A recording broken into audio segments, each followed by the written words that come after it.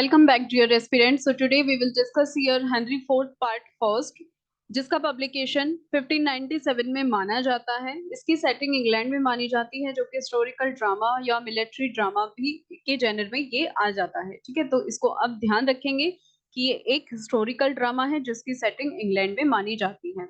Henry fourth part one, play by William Shakespeare. ऐसा माना जाता है कि have been written no later than 1597। ठीक है, 1597 से बाद में उससे पहले पहले ही इसको लिख लिया गया था। ये जो प्ले है dramatist part of the rain of king Henry fourth of England है। ठीक है, जिसकी शुरुआत बैटल से होती है, जो होमिल्टन हिल का बैटल था, जो 1402 में स्टार्ट हुआ था और एंड हुआ था किंग हेनरी की विक्ट्री से। ठीक है, जिसको बैटल ऑफ श्रूसबरी भी बोला जाता है इन मिड 1403।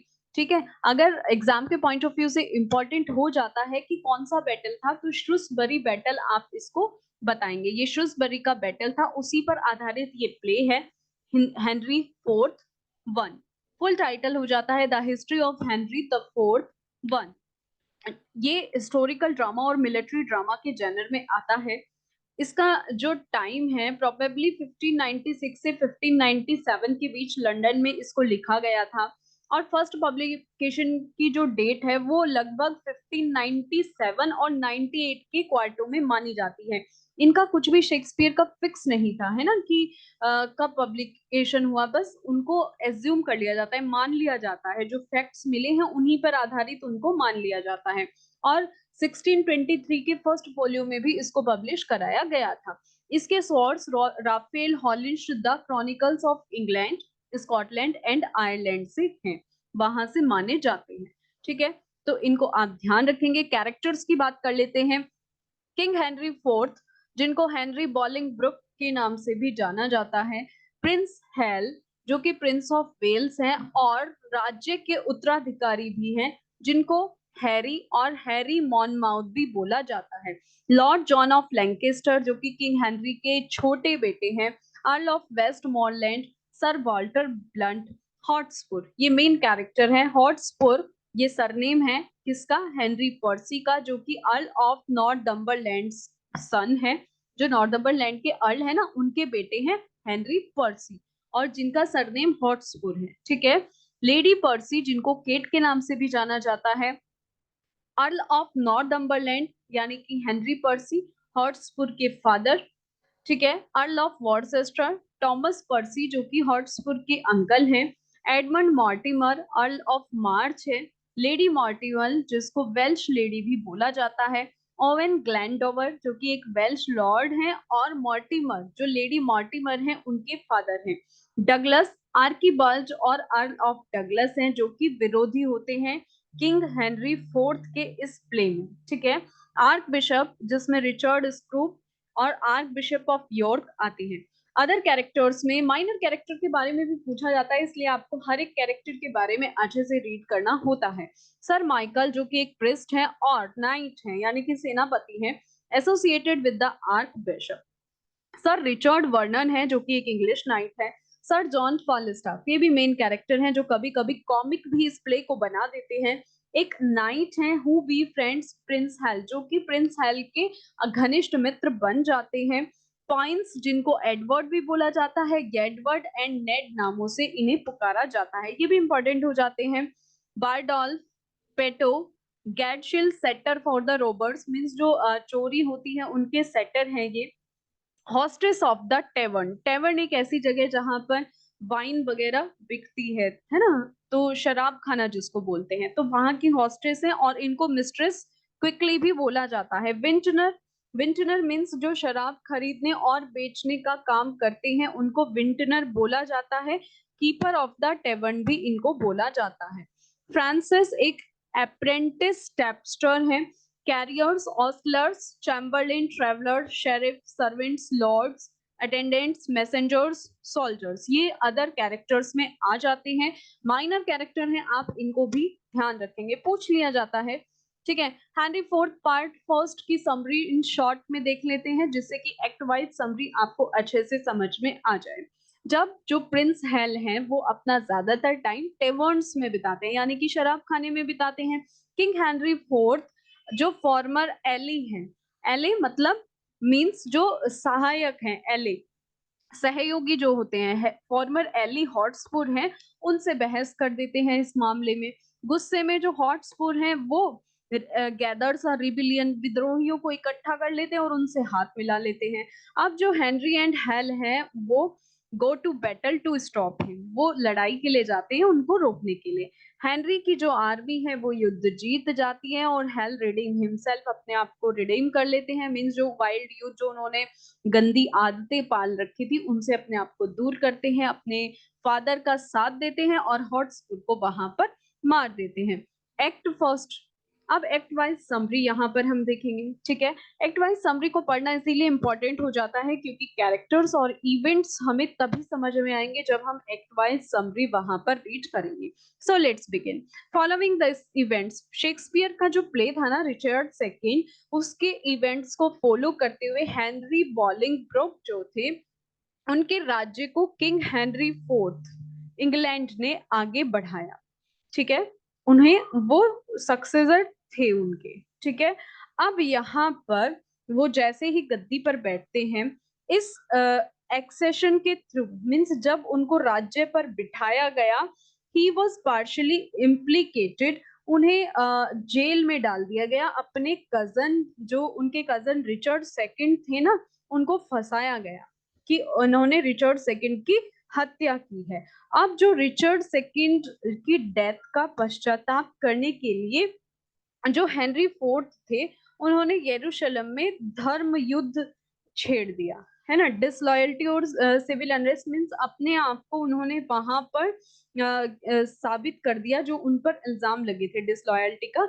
उनके जो कजन थे Edmund Mortimer has been captured, उनको पकड़ लिया गया ओवन ग्लेनवर के द्वारा, जो कि एक वेल्श रेबल थे, यानी कि जो एक वेल्श के विद्रोही थे उनके द्वारा उनके कजन को पकड़ लिया गया। कौन थे उनके cousin? Edmund Mortimer. There is also fighting in the north between the earl of Douglas and Harry Hotspur.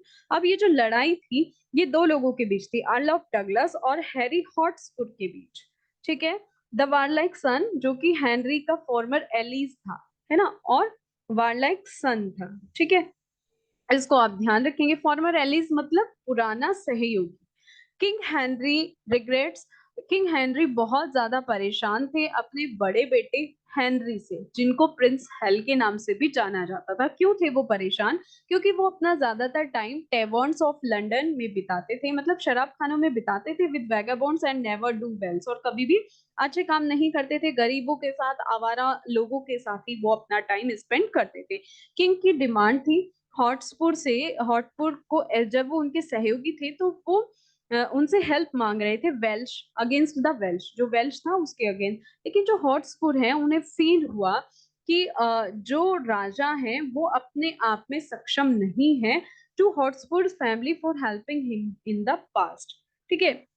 अब उन्हें ये वो उन्होंने ये मान लिया कि जो है राजा अपने आप में सक्षम नहीं है, वो उनकी निष्ठा की मांग कर रहे हैं, वो उन्हें कह रहे हैं कि आप अपनी निष्ठा यहाँ पर दिखाओ।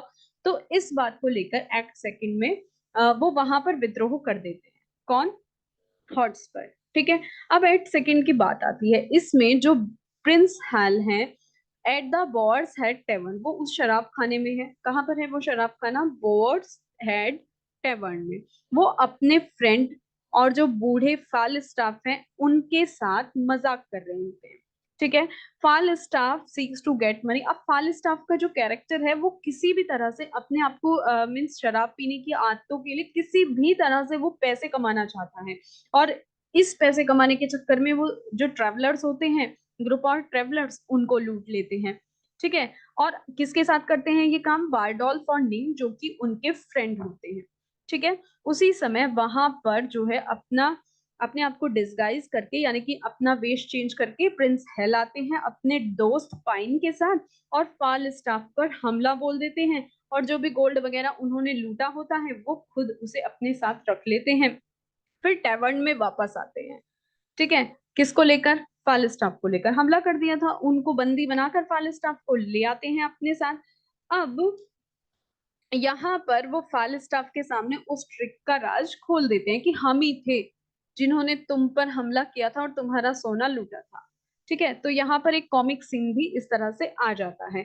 अब जो हेल है उनको वापस कोर्ट में बुलाया जाता है, क्योंकि वहां पर गृह युद्ध छिड़ चुका है, सिविल वार छिड़ चुका है, क्योंकि जो हॉट्स पर है उन्होंने वहां पर क्या कर दिया है, रेबेल यानी कि विद्रोह कर दिया है, वो विद्रोही बन चुके हैं। हाल एंड फाल स्टाफ एक रोल प्ले करते हैं, उनके बीच एक कॉन्वर्सेशन होता है।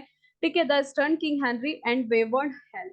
ठीक है, वहां पर एक कॉन्वर्सेशन चलता है, और अपने आप ही जो उनके परेशान दोस्त हैं उन पर वो कमेंट पास करते हैं कि किस तरह से उनके फ्रेंड ही उनको मुश्किल में डाल देते हैं। यहाँ पर जो हेल है वो फॉल स्टाफ को प्रोटेक्ट करते हैं लॉ से, and restore the stolen money to its owner, और जो भी मतलब चुराया हुआ पैसा था वो उनके ऑनर को वापस दे देते हैं। मीन्स वो उनके जो भी ऑनर्स थे उनको वापस दे देते हैं, जो भी उन्होंने शराब वगैरह पीने के लिए पैसे चुराए थे ना फॉल स्टाफ ने, वो सब उनको वापस दे देते हैं। फिर यहाँ पर ये कोट्स आती हैं, if all the year were playing holidays, अगर पूरा साल छुट्टियां बिताने में ही चला जाए, to sport would be as tedious as to work. ठीक है, तो खेल खेलना भी उतना ही हार्ड होगा जितना कि काम करना। ठीक है, अब मीन्स हम कोई खेल भी नहीं खेल सकते, अगर हमने पूरा साल छुट्टियां ही बिताई हो ना तो हमें खेलने में भी आलस आएगा। ये जो लाइन है वहां पर, rescue him from the charge of calculation और हाइपोक्रेसी। ठीक है, इस तरह से वो यहाँ पर, और ये लाइन बोली जाती है Henry fourth part 1 act first scene 2 में।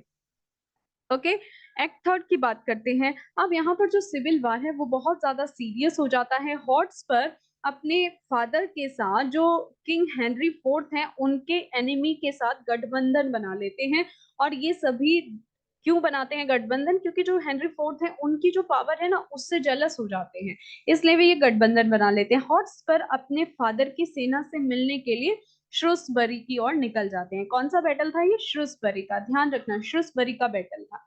ठीक है, अब प्रिंस हेल अपने फादर के साथ शांति स्थापित करने के लिए उनके पास जाता है, और राजा उसे हॉटस्पर से मिलने के लिए एक आदेश देते हैं। ठीक है, अब रास्ते में हेल का सामना कुछ फटेहाल लोगों से होता है, जिसमें फाल स्टाफ भी शामिल होता है। ये कॉमिक कैरेक्टर है। ठीक है, वो फटेहाल मीन्स अपने आप को दिखाना चाहता है कि वो बहुत ज्यादा गरीब है। अब फाल स्टाफ जब वहां पर प्रिंस हेल को मिलता है तो उसके साथ कुछ ऐसे सोल्जर्स हैं जो बिल्कुल भी सक्षम नहीं है, और उसने रिश्वत लेके उनको वहां पर भर्ती किया हुआ है। ठीक है, तो यहाँ पर इस तरह से ये कॉमिक बन जाता है। व्हाट इज ऑनर, सम्मान क्या है, सिर्फ एक शब्द, एक शब्द से ही सम्मान मिल जाता है। इस तरह की वहां पर कोट बोली जाती है। Henry fourth part 1 act 5 scene 1 की ये लाइन है। ठीक है, अब बात करते हैं एक्ट 4 की। अब इसमें जो किंग हॉट्स्पर हैं उन्होंने जो सिंहासन के प्रति अपना रेबल दिखाया था, मीन्स जो अपना अपोजिशन उन्होंने दिखाया था, ठीक है, वो उसको वापस लेने की पेशकश करते हैं। अब जो नदन जो सेना है हॉटस्पर के साथी विद्रोही है, उनमें से एक हॉटस्पर और वॉरचेस्टर तक पहुंच नहीं पाते। अब हॉटस्पर एडवाइस देता है बाय हिज एली अपने सहयोगियों के साथ कि जो the arch bishop of York हैं उनको सलाह देता है कि लड़ाई नहीं होनी चाहिए। अब जो वॉरचेस्टर और हॉटस्पुर के सहयोगी हैं वो हॉटस्पुर से आजादी के लिए बोलते हैं, और राजा का जो प्रस्ताव है उसको अपने पास रख लेते हैं, और वहां श्रूसबरी में लड़ाई शुरू हो जाती है। मीन्स ये बात आगे तक नहीं पहुंच पाती। एक्ट 5 की बात करते हैं। फाल स्टाफ को अब यहाँ पर ये जो फाल स्टाफ है ना, ये अपनी इसको डेथ से डर लगता है, और ये बहुत ज्यादा बुद्धिमान बनने की कोशिश करता है। कोशिश क्या, बुद्धिमान होता है, और ये कहता है कि बस मुझे मेरी डेथ ना हो। ठीक है, और चोट लगे, है ना, और केवल चोट या डेथ के बदले में सम्मान प्राप्त करना ये कोई बुद्धिमानी नहीं होती। मीन्स ये पीछे रहता है लड़ाई से। हेल जो प्रिंस हेल है वो अपनी लड़ाई बहादुरी से लड़ते हैं, और एक अन्य जो रेबेल है विद्रोही डगलस है वो के साथ जो हेनरी फोर्थ लड़ रहे होते हैं, प्रिंस हेल वहां पर अपने पिता को बचाते हैं। ठीक है, और फिर वो हॉट स्पर को भी वहां पर मार गिराते हैं। ठीक है, अब जो फल स्टफ है वो तो पहले से ही क्या था, बचना चाह रहा था ना, उन सब से बचना चाह रहा था। तो वहां पर वो क्या करता है, अपने आप को ये दिखाता है कि उसे चोट लग गई है, भयंकर चोट लग गई है और वो मरने ही वाला है। या फिर वो वहां पर ये सा दावा करता है कि बस मैं मर ही जाऊंगा, और ये कहता है कि हॉटस्पर को मैंने मारा था। अब राजाओं की जो सेना होती है वो वहां पर जीत जाती है, और जो वॉरचेस्टर है उसको भी डेथ की सजा दे दी जाती है। प्रिंस हेल डगलस को मुक्त कर देते हैं, और जो हेनरी फोर्थ का जो रिबेलियन का बैटल है वो जारी रहता है, पार्ट फर्स्ट में भी और पार्ट सेकंड में भी। ये जो युद्ध है रेबेल यानी कि विद्रोह का जो युद्ध है, ये जारी रहता है, और इस लड़ाई को जारी रखने के लिए उन्होंने अपनी सेनाओं को विभाजित कर दिया है। आई होप कि ये प्ले आपको अच्छे से समझ में आया होगा। हेनरी फोर्थ पार्ट 2 जल्द ही आपके लिए आएगा। अपनी प्रिपरेशन जारी रखिए, अपने नोट्स बनाते रहिए।